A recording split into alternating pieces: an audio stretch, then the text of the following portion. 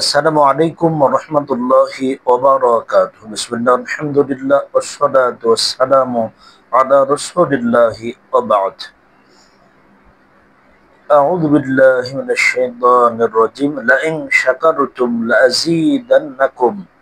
ওয়া ক্বালা তাআলা ইন্নামা ইউওয়াফফাস সাবিরুনা আজরাহুম বিগাইরি হিসাব। ওয়া ক্বালা তাআলা আন আকিমুদ-দীন ওয়া লা তাতাফাররাকু ফীহি ইলা আখিরিল আয়াহ। সম্মানিত দর্শক, দিনী ভাই এবং বোনেরা, আপনাদের সকলকে আমাদের পিওর দাওয়া অফিসিয়াল ইউটিউব চ্যানেলের পক্ষ থেকে আন্তরিক অভিনন্দন, মোবারকবাদ জানাচ্ছি। দিনী ভাই এবং বোনেরা, আপনারা ইতিমধ্যে সোশ্যাল মিডিয়ার মাধ্যমে অনেকেই জেনে গিয়েছেন, অবগত হয়ে গিয়েছেন, বাংলাদেশের একমাত্র ইসলামী রাজনৈতিক অঙ্গনের মজলুম সংগঠন বাংলাদেশ জামায়াতে ইসলামী আজকে নিবন্ধন ফিরে পেয়েছে। দিনী ভাই এবং বোনেরা, আমরা বাংলাদেশ জামায়াতে ইসলামী দীর্ঘদিন তাদের নিবন্ধন দূরে থাকার কারণে, নিবন্ধন না থাকার কারণে তাদেরকে কোণঠাসা করার চেষ্টা করা হয়েছিল।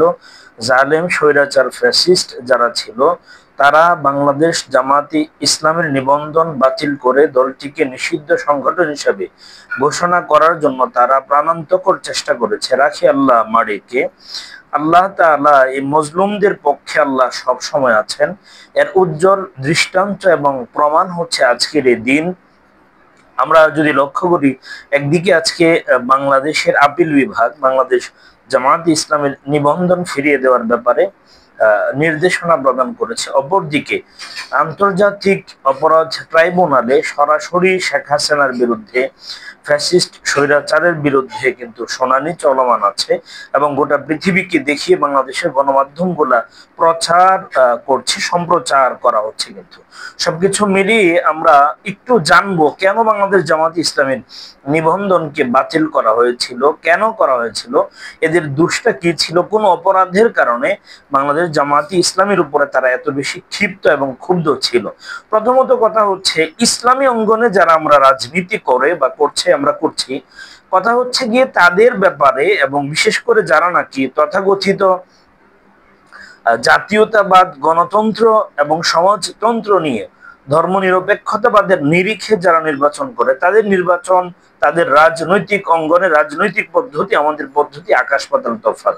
কারণ আমাদের নিরপেক্ষ গবেষণায় বাংলাদেশে একমাত্র শুধুমাত্র রাজনৈতিক অঙ্গনের ইসলামী সংগঠন, যে সংগঠনের উপরে গত 16 বছর নয়, আমরা যদি লক্ষ্য করি 2006 থেকে যদি শুরু করি, একের পরে এক অত্যাচার, নির্যাতন, স্টিম রোলার চালানো হয়েছিল। তো নিরপেক্ষ দৃষ্টিভঙ্গি বিবেচনা করলে বাংলাদেশে শুধুমাত্র তারাই সবচেয়ে বেশি মজলুম। তো বাংলাদেশ জামায়াতে ইসলামের নিবন্ধন কেন বাতিল করা হয়েছিল, এটা আমরা একটু জানবো এবং দেখবো আসলে ওনাদের মূলত দোষটা কি ছিল। কারণ একটাই ছিল, অপরাধ দোষ একটাই ছিল, জামাত তার গণতন্ত্রে জনগণকে সকল ক্ষমতার মালিক মনে করে না। গঠনতন্ত্রে সাংবিধানিক গঠনতন্ত্রে তারা জনগণকে সকল ক্ষমতার মালিক মনে করে না। গণতন্ত্রের যেই জায়গাটাতে, যেইখানে আমাদের মূল বেসিক্যালি সমস্যা, যেটা নিয়ে আমরা স্পষ্ট হারাম কুফরের ফতোয়া আমরা দেই, যেটা স্পষ্ট কুফর এবং শিরকের পর্যায়ে পড়ে, সেটা হচ্ছে জনগণ সকল ক্ষমতার মালিক। জনগণ সকল ক্ষমতার মালিক, এই কথাটা হচ্ছে মেন সমস্যা। Government by the people, of the people, for the people, এখানে এই সংজ্ঞার মাঝে জনগণ সকল ক্ষমতার মালিক, এটা স্পষ্ট কুফর, শিরকি বক্তব্য। আল্লাহ বলেন, ইন্নাল্লাহ আলা কুল্লি শাইইন কাদির ওয়া আন্নাল কুওয়াতা লিল্লাহি জামিআ। জামাতের মূলনীতি হচ্ছে সকল ক্ষমতার একমাত্র মালিক, একমাত্র উৎস আল্লাহ রব্বুল ইজ্জত ওয়াল জালাল। দলীয় মূলনীতিতে আল্লাহকে সকল ক্ষমতার মালিক বলার কারণে নিবন্ধন বাতিল করা হয়েছে। ভাবতে পারেন এটা কত বড় একটা হঠকারিতা। এক হিসাব করলে কুফরের সাথে তারা স্পষ্ট আতাতি করছে এবং তারা ঈমান এবং তাওহীদের সাথে তারা স্পষ্ট বিরোধিতা করছে। বাংলাদেশে প্রায় সব দল, এমনকি ক্ষমতাচ্যুত ফ্যাসিস্ট স্বৈরাচার আওয়ামী লীগও বলতো ক্ষমতা নেওয়া ও দেওয়ার মালিক আল্লাহ, নেওয়া এবং দেওয়ার মালিক আল্লাহ, কিন্তু তাদের পোস্টারে, তাদের সংবিধানে তাদের গঠনতন্ত্রে লেখা থাকতো জনগণ সকল ক্ষমতার মালিক, জনগণ সকল ক্ষমতার মালিক, আল্লাহ সর্বশক্তিমান। তারা এভাবে বলতো, মুখে মুখে বলতো জনগণ সকল ক্ষমতার মালিক। তারা বলতো বাংলাদেশে প্রায় সব মানুষ বিশ্বাস করে সকল ক্ষমতার উৎস জনগণ নয়, বরং আল্লাহ। এটা একজন ইমানদার মুসলমানের মূল বিশ্বাস। সমস্ত ক্ষমতার উৎস একমাত্র আল্লাহ। মানুষের কেবল ততটুকু ক্ষমতা আছে, তুতিল মুলকা মান তাশা ওয়া তানজিউল মুলকা মিম্মান তাশা, আল্লাহ যারে ক্ষমতায় বসান, যেটুকু আল্লাহ তাআলা দেন সেইটুকু আছে, এর বাইরে মানুষের কোনো ক্ষমতা নেই। আল্লাহ যাকে চান ক্ষমতা যে রূপ দেওয়া আল্লাহ প্রয়োজন মনে করেন সে রূপ দিয়ে থাকেন। শুধুমাত্র গঠনতন্ত্রে সমস্ত ক্ষমতার একচ্ছত্র মালিক আল্লাহ থাকার কারণে তাদের নিবন্ধন বাতিল করা হয়েছিল।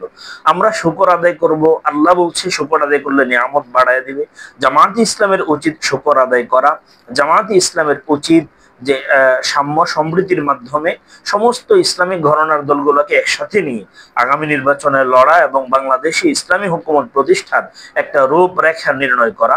আল্লাহ তাআলা আমাদেরকে আন আকিমুদ্দিন ওয়ালা তাতাফাররাকু ফিহ, আল্লাহর জমিনে আল্লাহ দ্বীন প্রতিষ্ঠা করা এবং এই ব্যাপারে কোনো ভেদাভেদ বিভাজন যেন না হয়, এভাবে আল্লাহ আমাদের কাজ করার তৌফিক দিন। আসসালামু আলাইকুম ওয়া রাহমাতুল্লাহ।